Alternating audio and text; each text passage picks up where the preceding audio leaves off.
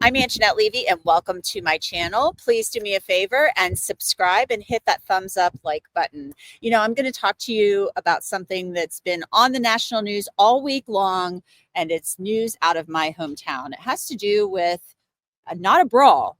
I keep hearing people calling it a brawl, and it was a brawl. But really, what ended up happening was the beatdown of one woman who's a totally innocent victim. I've got some tea to spill for you guys. That's what the kids say. So I just had to say that. But I got a little bit of a scoop, and this is what I'm hearing about this whole incident. It unfolded early last Saturday morning, probably around 3:06 a.m. And you've probably seen this video all over the national news. It's basically of a woman who we've come to learn is named Holly, getting the living tar beaten out of her in downtown Cincinnati. It's completely unacceptable. This woman has huge black eyes, has bruising all over her clavicle.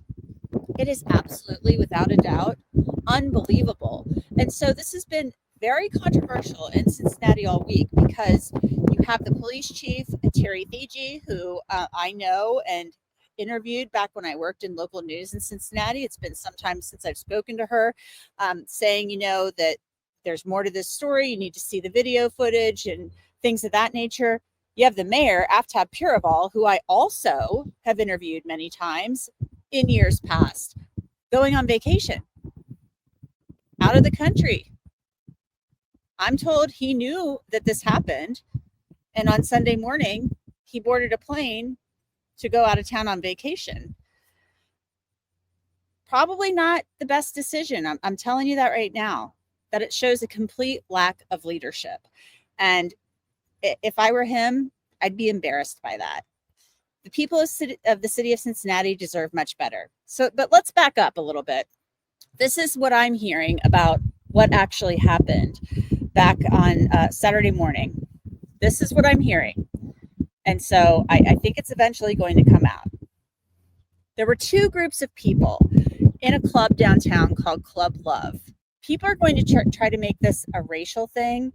I don't want you to take this as a racial thing at all. I think that's despicable. But this is what I'm being told, that there was a group of people that some people are calling the Russians. There were a Russian group of people in Club Love. They'd apparently paid a lot of money for something for somebody's birthday, bottle service, that type of thing. There was a group of other people in the club, an African-American group of people. Apparently, there may be some issues there. I don't know what they are, but this is what I'm told is what happened. The bars stopped serving at 2 a.m. Okay? No more drinks are being served at 2 a.m. 2:30 a.m., the bars close. This all happens at 3:06 a.m. And again, this is what I'm being told, and more footage of this is allegedly going to come out. Apparently, two Russian men, the Russians, there was a shorter guy and a taller guy. They're walking down the street or what have you, and there are two African-American men who are also in the picture. Something takes place. One of the Russian men, this is what I'm told, kicks the car that is owned or belongs to or is part of the group of these two African-American men who are on the street. These African-American men respond. They don't like that. And the larger of the two Russian men says something to the African-American men, like, hey, you're going to pick on somebody your own size. Like, I'm the bigger of the two of us. The one Russian guy, the bigger one, apparently does something like, they're calling it a mugging, kind of hits the face of one of the African-American men, and then it's on. There's a fight. Physical altercation that takes place. Holly comes out of Club Love and sees her friend, this guy she knows, on the ground. She's like, what's going on? And he's a mess. So she goes to help him. Holly's trying to help her friend, is what I'm being told. Holly gets the daylights beaten out of her. The daylights beaten out of her. One person calls 911 for help. One person out of all these people standing there watching this go down. One person out of all of these people standing around. I mean, unbelievable. So the cops the cops get there. They finally show up. There's only 2 or 3 cops on duty. And Ken Kober, the union president, he's going to be with me here in just a second to talk to you guys about this. Holly is taken to the hospital. Once the cops show up, the crowd has dispersed. There's not much left to do. And so Holly had been, I guess, whisked away for help.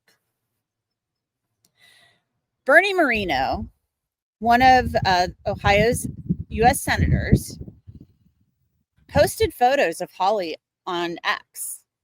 They are horrific. Holly did nothing but go try to help her friend. Now, things evolve, facts can change, we may get more information. But Cincinnati police announced they're going to charge some people. At the time of me taping this, there are now 4 people who've actually been arrested. The warrants were sealed, so these people, I guess, couldn't be tipped off as to who they were. So Friday morning, there were 3 people in custody for this brawl / I call it a beatdown.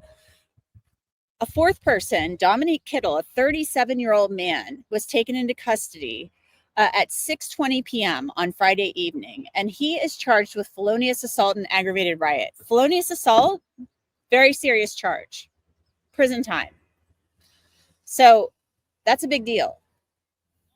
And there are still warrants out for other people, and this investigation is still ongoing. So let me just tell you, this is a hot mess. It's a hot mess. It's totally unacceptable. And, a Cincinnati City Council member, Victoria Parks, she basically had posted on Facebook that, they begged for this beatdown, that they begged for this. I don't know if what I'm being told justifies that. Of course, everybody has a right to defend themselves. But it sounds like the police chief is going to be releasing more information or more video that she says kind of tells more of the story. But from what I am being told, the beatdown of Holly, I'm not talking about whatever happened between these guys. Nobody, these guys are going at each other. It's ridiculous. You've got drunk people coming out of a bar doing this. Absolutely absurd. What happened to Holly is beyond the pale, unacceptable. And I don't want to hear it from anybody that it's not. All the woman did was go try to help her friend. So here's Ken Kober. Talk to me from your vantage point about how this last week has been handled by the city officials. Well, it's been unfortunate. You have a mayor that's just been out of town on vacation that we really haven't heard from. And then you have a council member that says that these people were begging for it.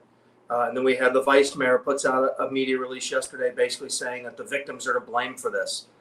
It's absolute nonsense. I can't believe that we have elected officials that are trying to blame the victims of this crime for the actions of this mob rule. Now, tell me if you would, there's been a lot of information floating around. What's the truth? Is it true that there were only 3 cops on duty that night? At that time at 3 a.m., yeah. I mean, everybody else had secured from the music fest. Of course, the Reds ended earlier in the day or in the evening. And we had 3 people working the central business section. That's quite honestly not unusual. They're short-staffed, and that's the unfortunate reality of it. So they're short-staffed. It's my understanding one person out of all of those people watching this called 911 for help for Holly. And then, the cops did arrive and she wasn't there. Do you have any information about that? No, by the time they got there, basically the crowd had dispersed, and the victims were there, so they were able to interview the victims, get their information, so they could complete a police report. And I think the officers at the time didn't realize the magnitude of it. Of course, until we see social media videos the next morning, they assumed that this was just an assault. There was nothing to say that that there were 100 people there that were fighting and kicking and punching people. And rightfully so. I get it. These victims certainly, I mean, they're, they just got, the snot kicked out of them. So of course they weren't, probably the most coherent, which completely makes sense under those circumstances. It's my understanding that Holly, the victim, who was, severely beat up, critically beat up. And I don't understand Victoria Parks's comments that they were begging for a beat down. I mean, this woman went to help her friend. That's my understanding. And she's got these huge black eyes. I mean, she's got bruising here. It's very disconcerting to me as somebody who lives in this city and pays taxes in this city, that we have people chiming in like this. Where do you think the failure is here? Because I'm seeing that Chief Thigi was saying things like, well, only one side of this is being shown on social media. What is your response to that? Well, I can tell you these investigators have worked around the clock since Saturday to get every piece of footage that they can so they can actually get a clear picture of what exactly happened. And I can tell you, as recently as this morning, I was talking to these investigators, and they said there's absolutely zero evidence whatsoever that show that the victim somehow instigated this. Because, of course, that's what's going on around on social media, which is what Councilmember Parks is falling into. What the vice mayor is falling into is this social media narrative that somehow these victims are, the ones that started it. There's just no evidence that suggests that. If somebody has evidence to prove that, then they need to bring it to the police. But so far, that hasn't happened. Tell me if you can confirm any of this. This is what I hear, that the group of people, or at least some of the people who may have been arrested, were in Club Love, along with a group of people that I was told are Russians, and that, they were in the club together, nothing happened. And then something happens outside where there are two African-American men and then two of these so-called Russian men. And something goes on where one of the Russian men kicks the car tire of one of the African-American men. And then, there's some back and forth between these two groups. And then, the bigger Russian man says to, one of the African-American men, something to the effect of like, hey, if you're going to pick on somebody, pick on me. I'm the bigger person, and touches one of their faces. And then all of a sudden it's on. And this melee, this fracas breaks out. And then Holly somehow comes out of the club and she's going to help her friend. I mean, is that how you understand this went down? Yeah, I mean, there's no doubt that there was some kind of altercation. I don't think they've really gotten to the root of it, just because, the suspects that have been arrested, as my understanding, aren't cooperating, or they're not. And it's certainly their right not to be interviewed by the police. But, that just leaves the police with the only thing they can do is go based off of what the victims have said and what the video shows. Because if there was some kind of altercation, there was, language being used or whatever, social media is suggesting, they don't have that information because the people that have been arrested aren't talking to the police. So what needs to happen in your view? I mean, you represent the cops, and there were 3 cops on duty that night. They get there. They don't see, they just see the aftermath of this whole thing. They don't get there when it's unfolding and going on. So what needs to happen here? I mean, obviously people want downtown to be safe, and this seems like an altercation between 2 people, and then, like 100 people are there and only one person calls for 911. What's the issue here, and what needs to happen? Well, what needs to happen is exactly what happened when they were arrested. They went to court and they were giving extremely high bonds, to make sure that either 1, they stay locked up, or 2, they have to pay so much money that they're going to come back to court. Because right now with the judges in Hamilton County, and it's a 50-50 toss-up as to whether or not, justice is going to be served, or if these people are just going to be let right back out, as we saw with the first guy that was arrested. is out on a $400 bond for 3 gun charges and receiving stolen property. And the receiving stolen property was a stolen gun. And got you get a $4,000 bond at 10% and is let right back out. There are no, they feel like there's no consequences. Whatever judge gets these cases, they need to max them, give them the maximum sentence for whatever crime they were convicted of, because it's going to send a message that these things aren't tolerated. The police show up. The police have done what they're supposed to do. They show up. They did the report. It's been investigated to identify these people, which I know that they've just identified a 6th person that's been charged. But the court system is what's failing us in Hamilton County, and that's what really needs to be fixed. Does the FOP still support Chief Thigi in the role as chief? I've made it clear that they were asking would the FOP call for her resignation, and the answer is no. We're not calling for her resignation, but we obviously realize that there is a problem, and I've said this about the mayor, the city manager, and the chief, is if they can't or won't fix this crime issue, then we do need a change in leadership, but we're just not there yet. But I mean, it's obviously disappointing seeing the mayor that has just been absent in all of this. And I only ask you about Chief Thigi because she's received a lot of criticism over the last week or so, and there's been a spike in violence. And people should feel safe going downtown, even if they're hanging out at a club and everybody's been drinking. Just a hot mess. Ken Kober, thank you so much. Yeah, thank you for having me. So the mayor, Aftab Pureval, on Friday afternoon holds a press conference with city and county leaders, serious talk about making the city a safer place. But this should have probably happened, should have come out of his mouth 6 days ago. So here's a little bit of what he had to say. What they're going to see is the city's prioritization of visibility. They're going to see police officers on foot. They're going to see police officers on bike patrols. They're going to see police officers in squad cars. They're going to see police officers on Segways and on Segways that have 3 wheels. We are prioritizing visibility in our urban core in order to not just maintain safety, but also to make sure that people feel safe when they're going out. Yes, go ahead, behind. So Mayor Pureval said in response to a question that he hasn't been in touch with any of the victims, and that's a little bit disheartening. Of course, nobody should be making this about race. I want to reiterate that, and this investigation is ongoing.